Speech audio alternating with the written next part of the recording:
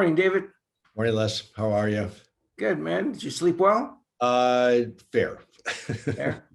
That's a loaded question. You know I'm having trouble with sleep. That's not fair.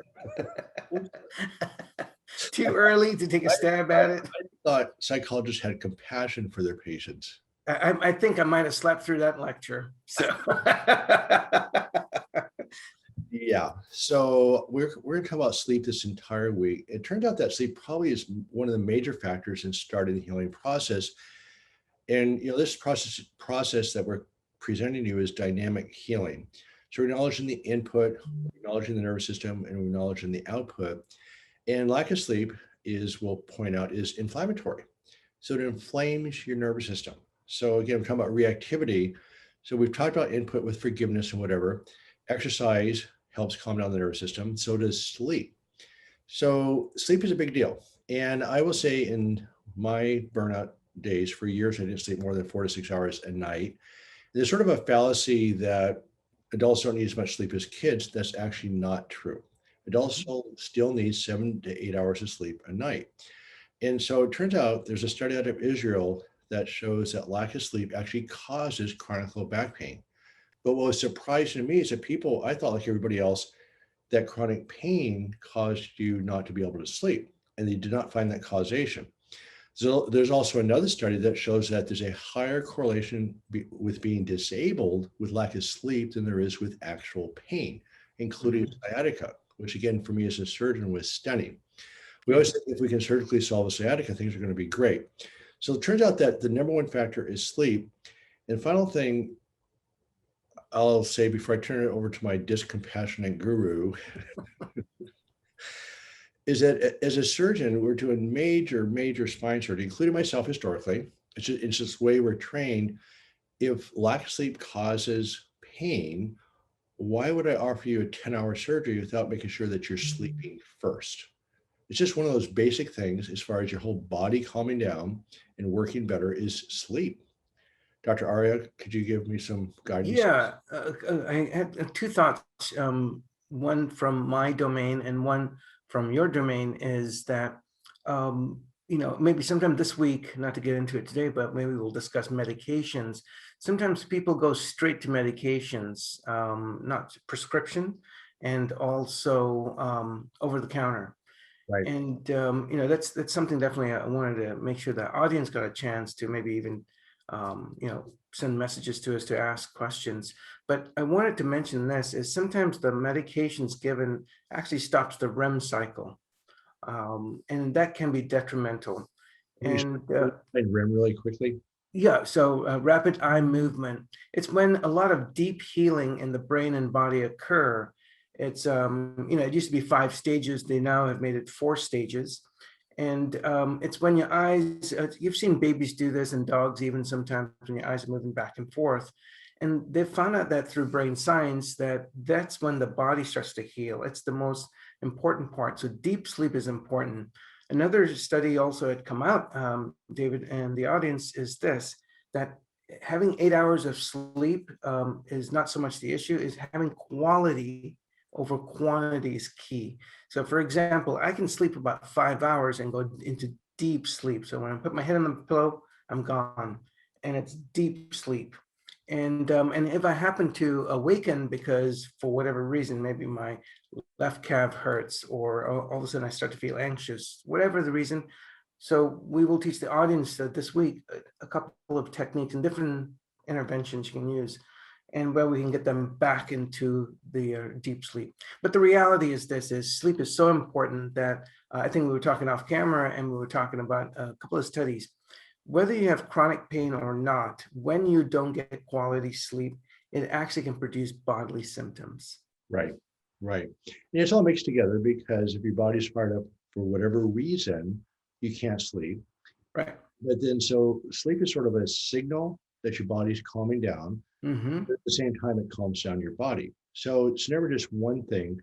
And we're going to go through 8 different steps of phases of prescription medications, over-the-counter medications, sleep hygiene, expressive writing before bedtime. All these things affect sleep. Yep. Sleep affects the other things. So it's very bi-directional. It goes both directions. Remember, Sun Valley, what really hit me hard, I read this book called The Promise of Sleep was an autobiography written by William Dement, who started the sleep labs in the 1960s. Yeah. As well as ironic, he would have to stay up all night to do the sleep labs. It's a brilliant book, but what caught my attention, he said at that time, less than 5% of physicians addressed sleep. So I go, well, I can do that. So I did. I went straight to drugs, got people to sleep, and often we'll talk about medications later this week. Often when you're in chronic pain and fired up, you've got to jumpstart it with medications. So I Yeah. went right at it. And I was shocked to see that as people started to sleep, and again, I didn't do the doc project at all. I had no idea what's going on. They said, well, sleep's easy. So I took a surgeon's approach and just put people to sleep. Within 6 or 8 weeks, everybody was asleep. And that was my main focus over and over and over again. And about 20% of my patients went to pain-free just with that. Not everybody by any means, but it made a huge difference. And if they didn't sleep, things just didn't get better. So we're Yep. talking about sleep this week. And so we're going to also try to make this very practical. So just to emphasize, I know you think you can't sleep because of your pain, which is probably true because there's data that shows that too. But Mhm. lack of sleep actually causes pain. Think about that. It's inflammatory. So Dr. Arya is going to, the discompassionate Dr. Arya, you'll see how he does today, is going to help me with my sleep this morning. He's going to Yeah. give us some suggestions here. A little sprinkle, a little sugar there. So a little love. Absolutely. David, did we not talk about this to the audience? Complaining keeps you remaining Oh, in suffering. okay. That was a compassionate thing to say. I guess I'll work on Oh, it for tomorrow. like I'll work on it. maybe I am complaining. Let me think about this. I'm pretty good about disguised complaining. Maybe not so disguised. Yeah. All right.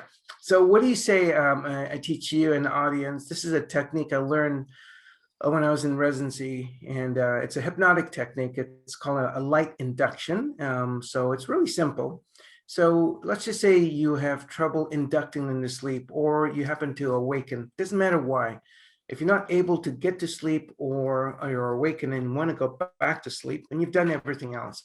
Here's how we do this. So let me just give it really simple, just a few seconds here. This technique is called the odd even technique.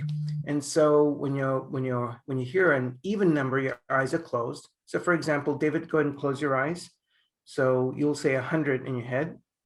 And then when I say 99, an odd number, open your eyes. And then when I say 98, close your eyes. 97, open. 96.